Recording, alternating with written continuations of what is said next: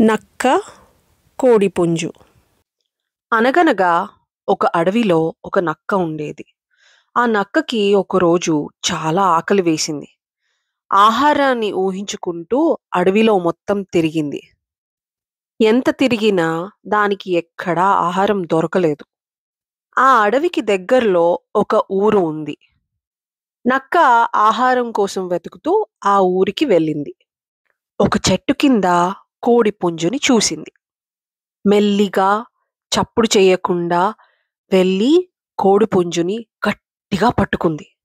హఠాత్తుగా నక్కని చూసి భయపడిన కోడిపుంజు కొకరోకో కొకరోకో అని అరిచింది.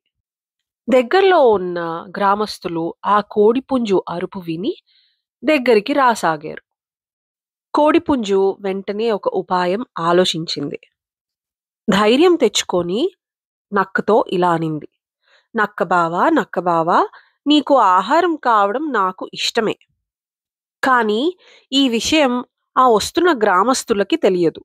అందుకే వాళ్ళు నిన్ను కొట్టడానికి వస్తున్నారు. వాళ్ళకి నువ్వు దొరికితే ఇంక నీ పని అయిపోతుంది. అందుకని నువ్వు వాళ్ళ దగ్గరికి వెళ్ళి నాకు ఆహారం కావడం కోడిపుంజుకి ఇష్టమే అని వెళ్ళి చెప్పు. అప్పుడు వాళ్ళు నిన్ను తరిమి కొట్టరు.